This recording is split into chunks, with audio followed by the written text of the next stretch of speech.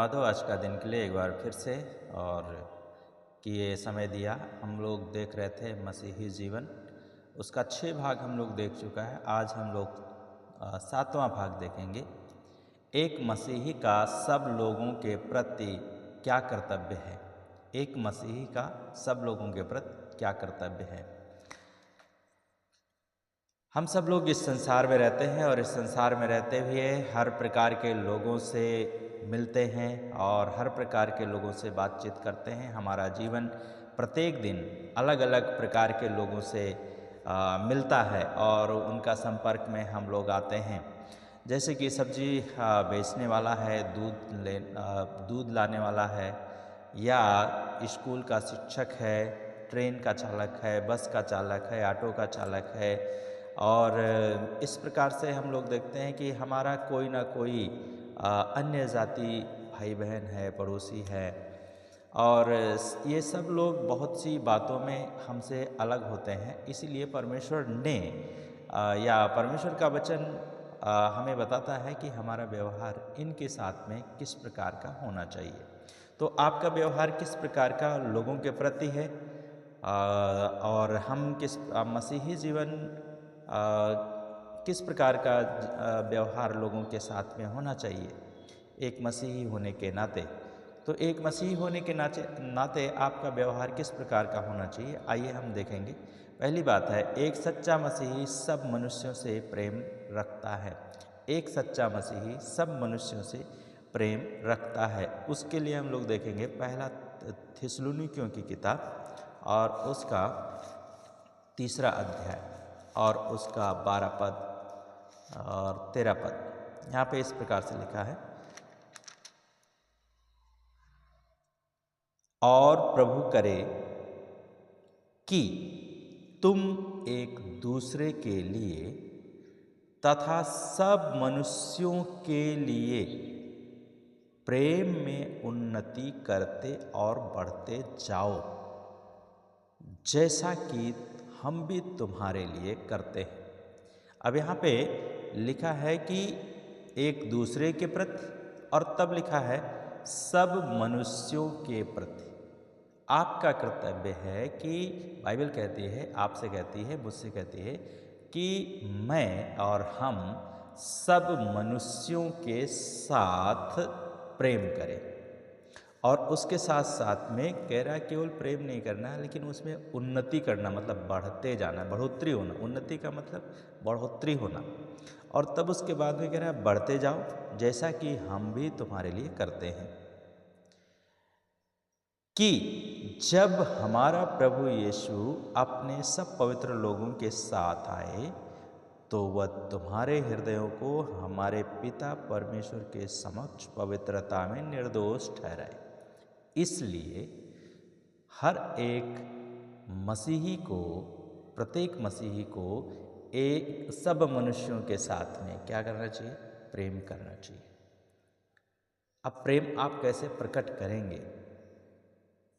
किसी की मदद करके, किसी से बातचीत करके, किसी को सांत्वना दे करके, किसी को गुड मॉर्निंग बोल करके।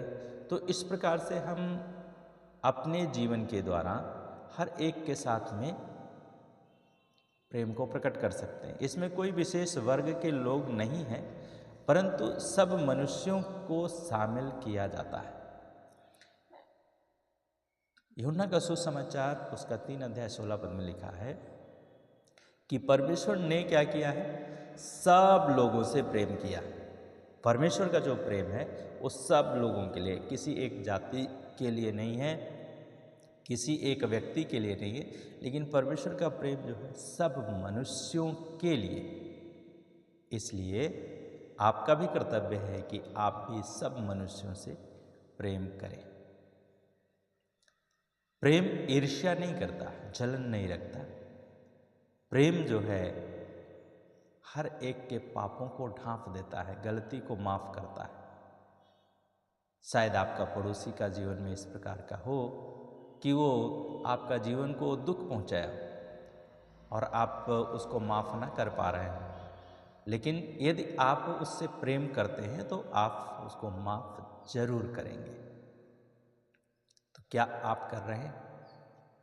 दूसरी बात है, एक मसीही सब मनुष्यों के लिए प्रार्थना करता है। एक मसीही सब मनुष्यों के लिए प्रार्थना करता है।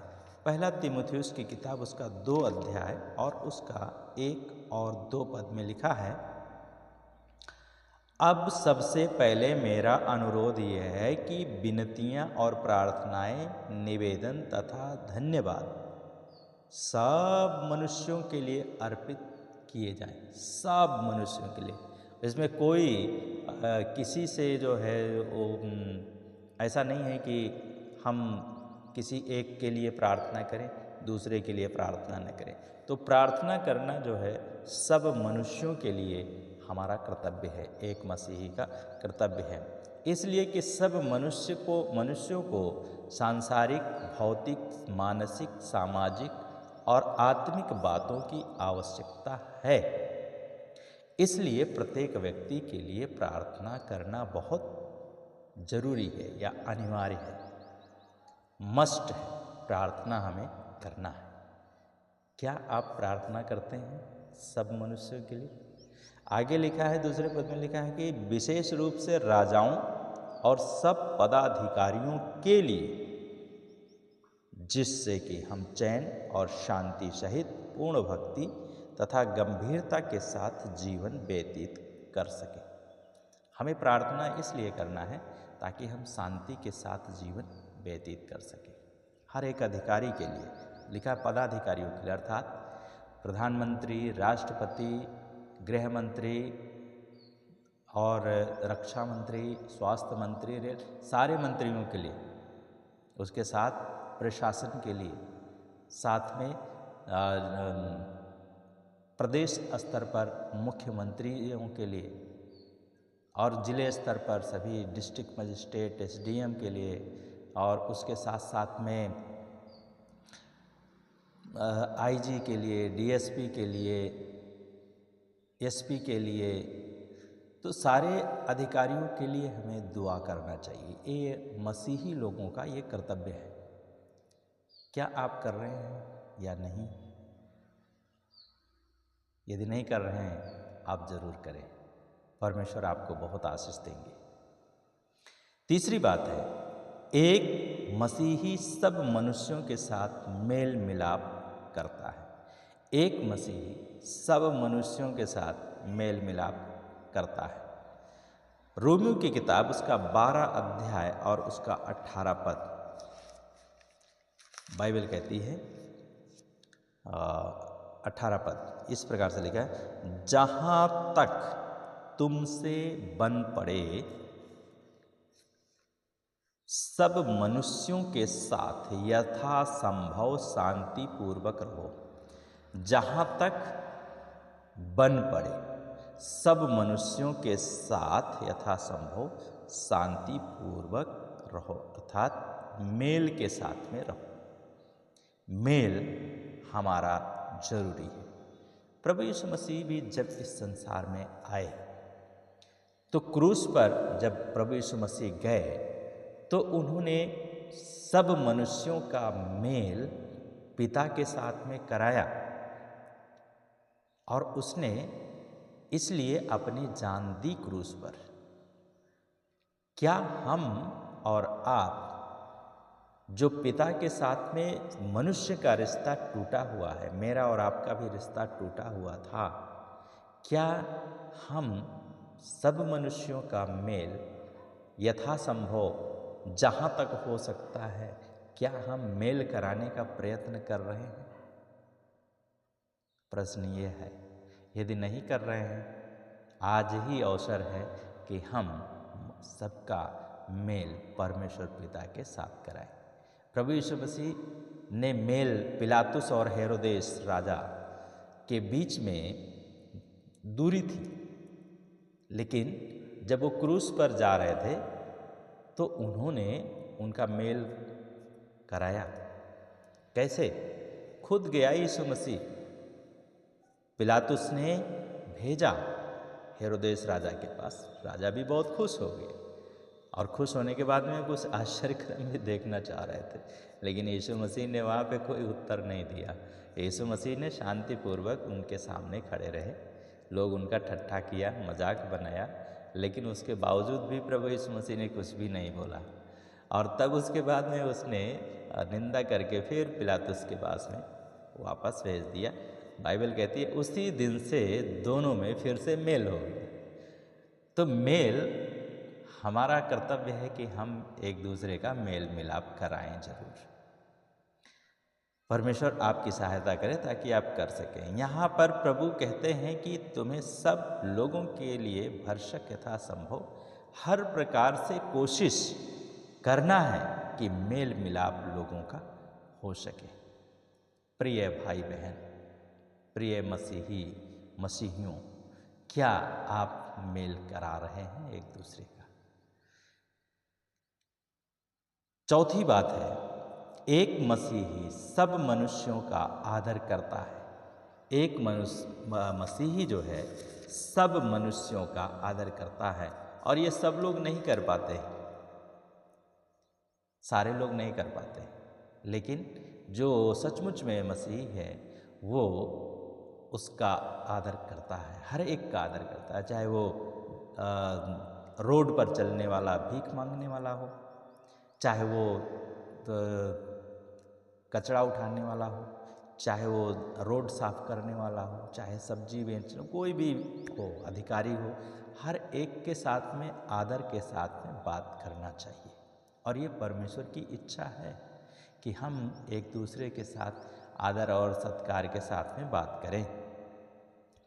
पहला पत्रस में और उसका पहला पत्रस 2 अध्याय उसका 17 पद में लिखा है इस प्रकार से, सबका आदर करो, सबका आदर करो, भाइयों से प्रेम रखो, परमेश्वर का भय मानो, राजा का सम्मान करो। अब यहाँ पे 4 बातें लिखी हैं कि सबका आदर करो, दूसरा प्रेम करो, तीसरा भय मानो, चौथा सम्मान करो।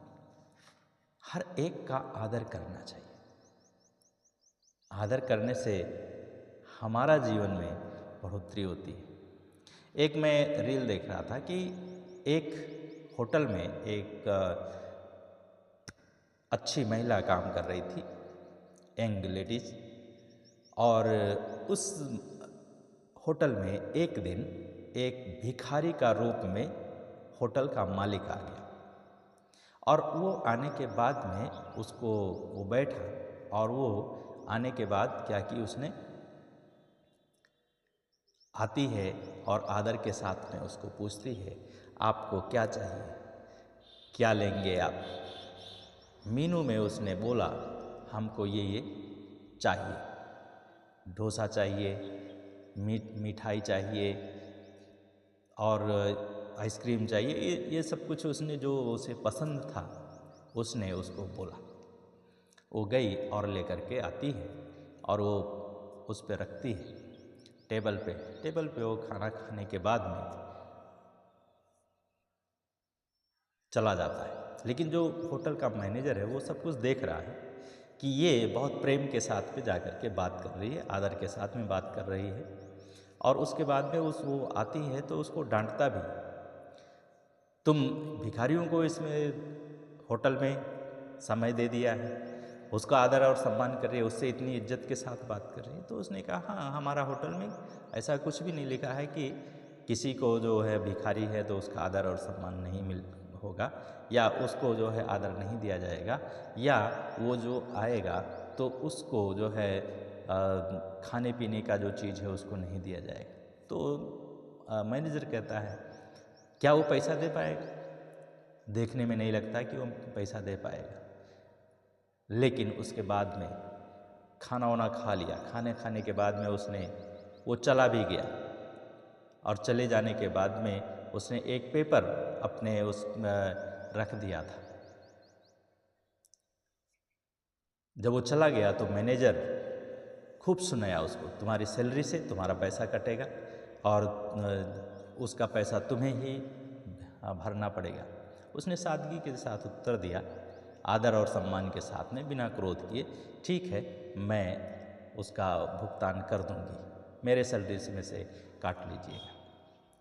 इसके बाद में जाती है प्लेट साफ़ करने के लिए, प्लेट उठाने के लिए लेके आती है, तो देखती है वहाँ पे जो है वो पेपर, अच्छा पेपर वहाँ पे पड़ा हुआ है और उसमें कुछ लिखा हुआ है।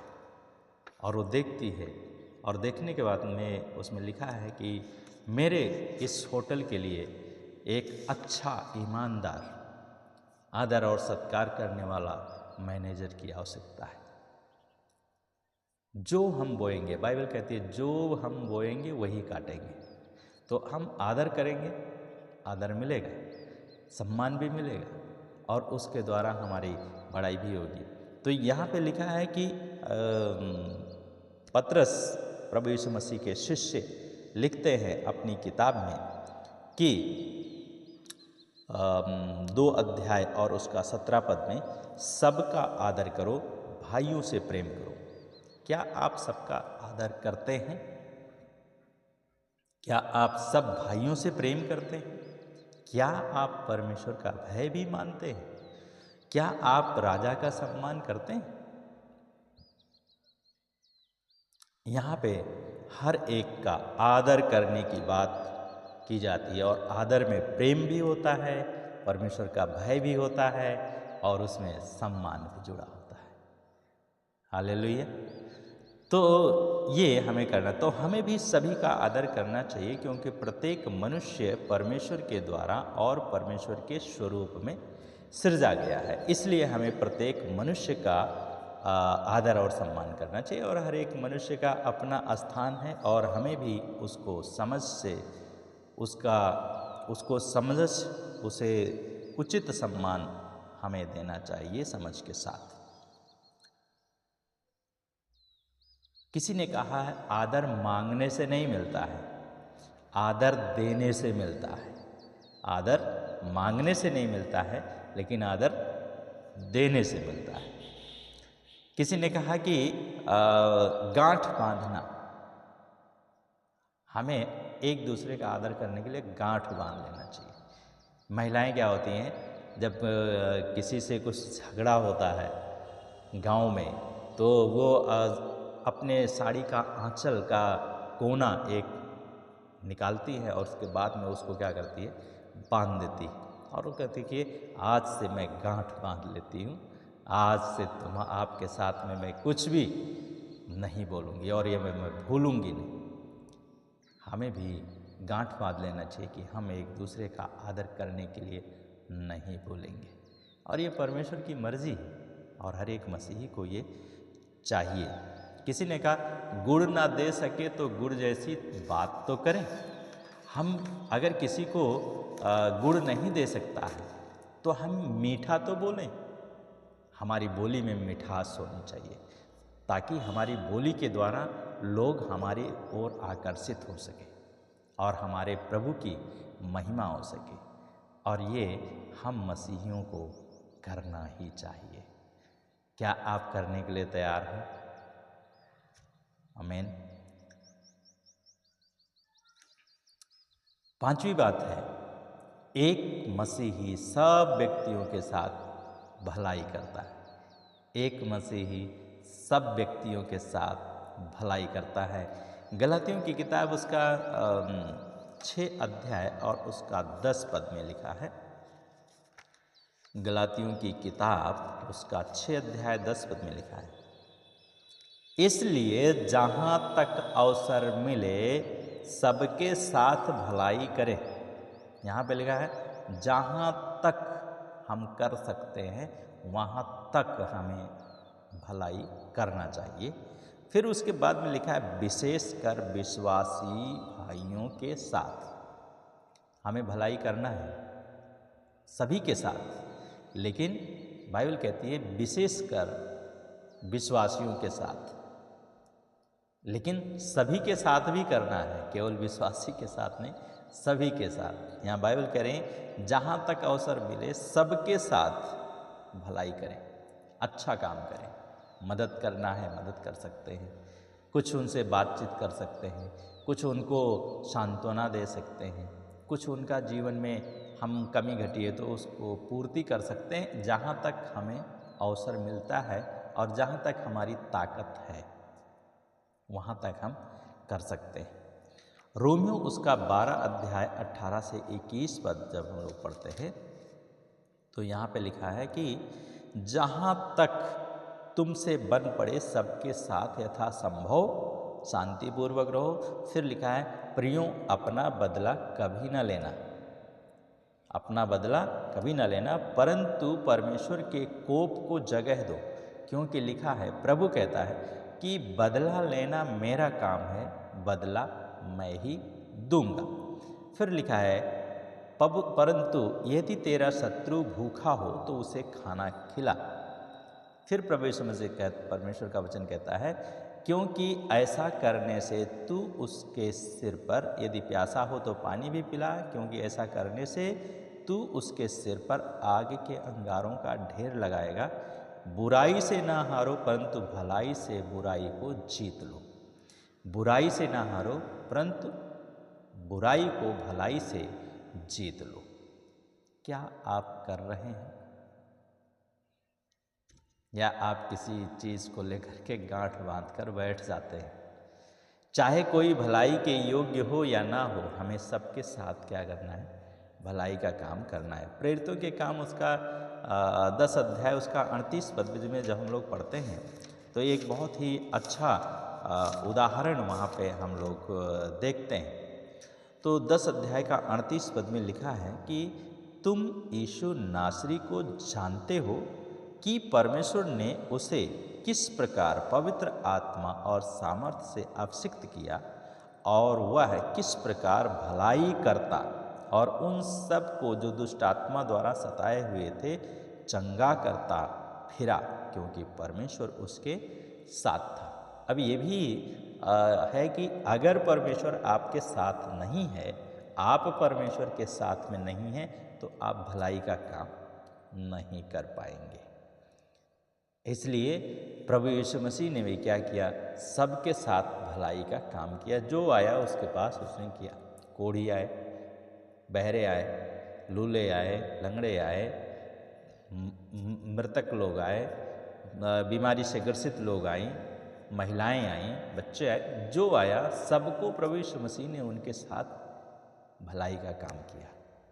प्रिय भाई और बहन, आपको भी भलाई का काम करना चाहिए और करना है।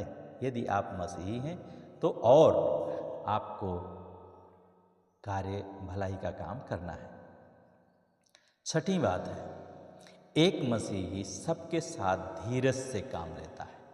पहला थिस्सलुनीकियों और उसका 5 अध्याय और उसका 14 पद में लिखा है,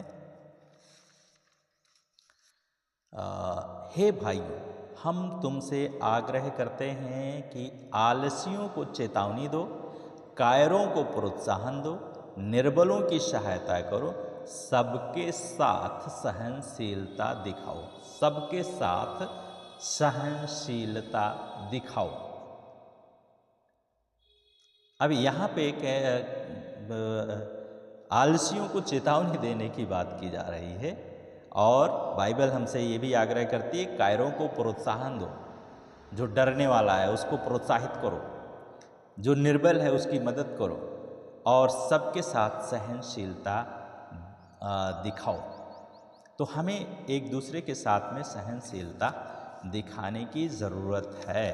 पहला तीमुथियुस उसका 1 अध्याय और उसका 12 से 15 पद में लिखा है कि मैं अपने प्रभु मसीह यीशु को धन्यवाद देता हूँ जिसने मुझे सामर्थ्य दी है, क्योंकि उसने मुझे विश्वास योग्य समझकर ये सेवा दी है। प्रभु ने हमें विश्वास योग्य समझकर बुलाया है। फिर लिखा है, यद्यपि मैं पहले निंदा करने वाला, सताने वाला था, घोर अंधेर करने वाला था, व्यक्ति था, फिर भी मुझ पर दया की गई, क्योंकि मैंने यह सब अविश्वास की दशा में नासमझी से किया था। और तब उसके बाद में लिखा है, और हमारे प्रभु का अनुग्रह बहुतायत से हुआ और साथ ही वह विश्वास और प्रेम भी जो मसीह यीशु में है। तब 15 पद में लिखा है, यह एक विश्वसनीय और हर प्रकार से ग्रहण योग्य बात है कि मसीह यीशु संसार में पापियों का उद्धार करने के लिए आया, जिनमें सबसे बड़ा मैं हूं, जिनमें सबसे बड़ा मैं हूं। तो प्रभु यीशु मसीह हमारा और आपका उद्धार करने के लिए आया। पौलुस की गवाही में हम देखते हैं कि परमेश्वर ने पूरी सहनशीलता के साथ पौलुस से व्यवहार किया। हमें भी वैसे ही व्यवहार करना चाहिए एक दूसरे के साथ में। एक मैं रील देख रहा था कि एक साधु जी थे, आ रहे थे अपना भजन कीर्तन करते हुए, ईश्वर को याद करते हुए। इतने में एक साइड से दूसरे साइड से एक नवजोड़ा विवाहित जा रहे थे, और उसके बाद में क्या हुआ कि ये लोग जा रहे थे, वो उधर से आ रहे थे, एक जगह पानी था, वो सामने देख रहे थे, नीचे उन्होंने नहीं देखा, और पानी के ऊपर क्या हुआ, उनका पैर पड़ गया। और जब पानी के ऊपर उनका पैर पड़ गया तो पानी जो है का छींटा बड़ी तेज़ी से हुआ और उसका मुंह पे आ गया। जो दुल्हन थी, जो उसका पत्नी थी, उसका मुंह पे आ गया, साड़ी खराब हो गई। तो उस यंग ने उससे बहुत प्रेम करता था, उसको हाथ में हाथ डाल करके, कंधे पे हाथ रख करके चल रहा था। उसको गुस्सा आ गया, उसने क्या किया, संत जी को डांटा और डांटने के बाद में मार भी दिया।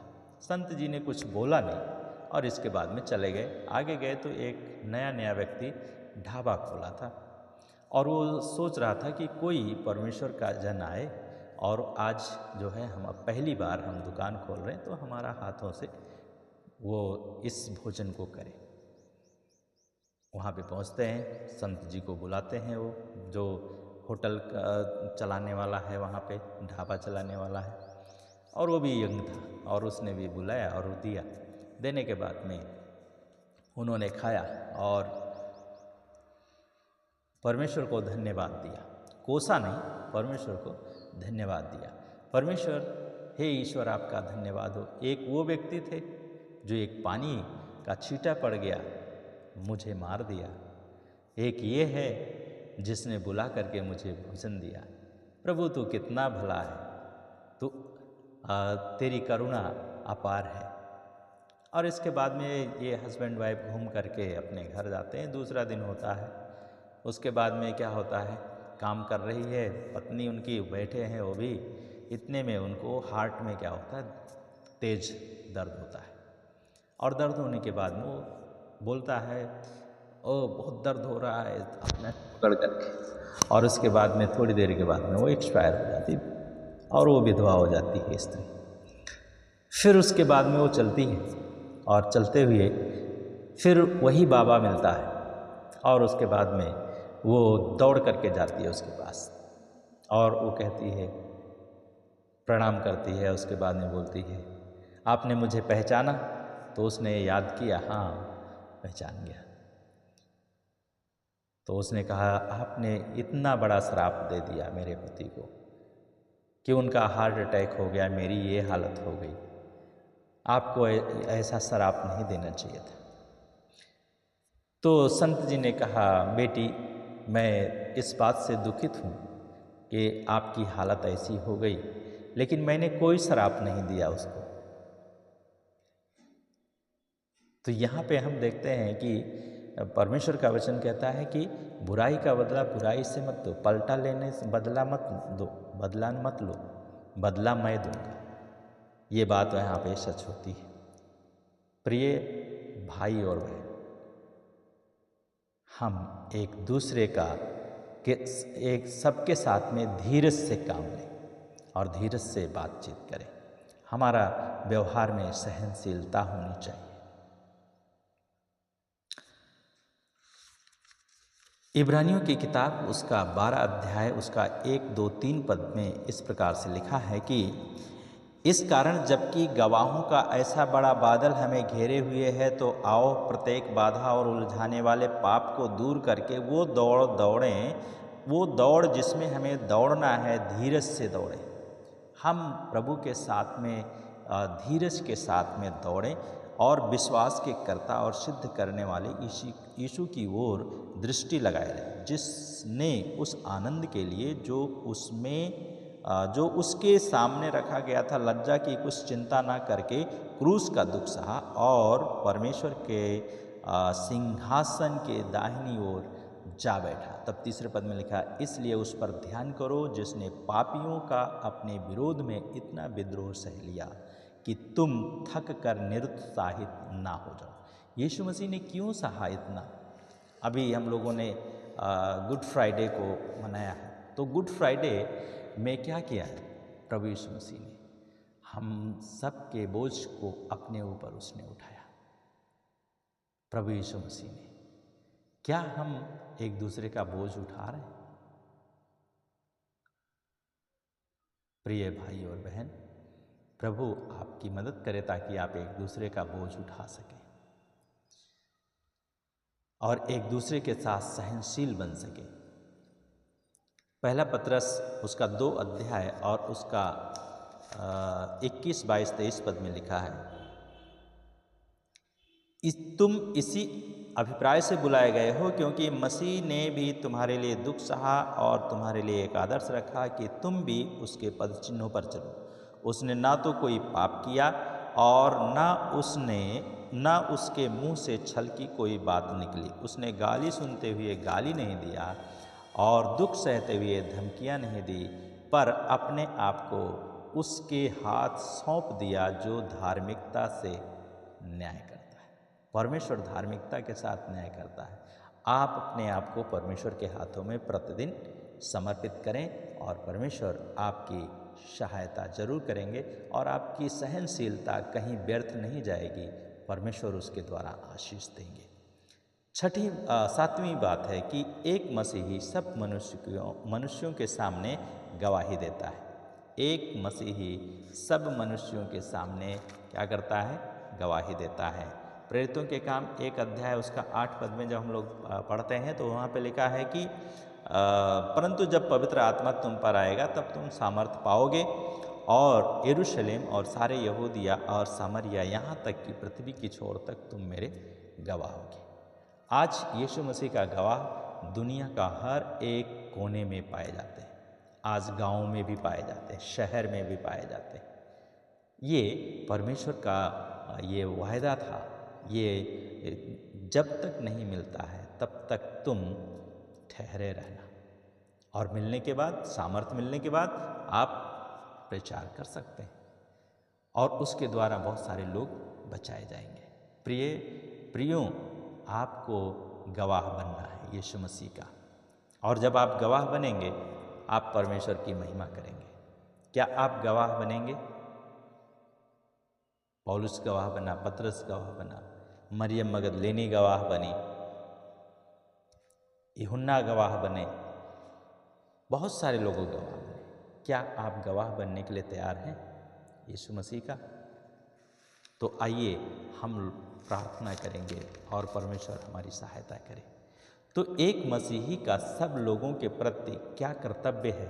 हमने ये बात देखा। पहली बात देखा, एक मसीही सब मनुष्यों से प्रेम रखता है। क्या आप रखते हैं? एक मसीही सब मनुष्यों के लिए प्रार्थना करता है। क्या आप करते हैं? एक मसीही सब मनुष्यों के साथ मेल मिलाप करता है। क्या आप करते हैं? एक मसीही सब मनुष्यों का आदर करता है। क्या आप सबका आदर करते हैं? एक मसीही सब व्यक्तियों के साथ भलाई करता है। क्या आप करते हैं? एक मसीही सबके साथ धीरज से काम लेता है। क्या आप धीरज से काम लेते हैं या जल्दी से आप भड़क जाते हैं?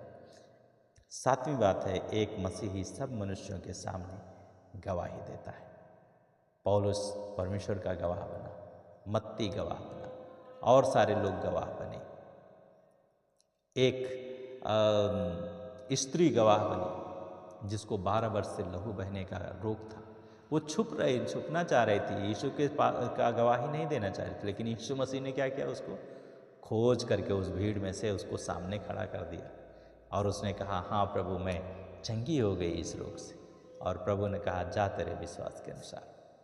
हमें गवाही देना है। क्या आप देंगे? आइए दुआ करें।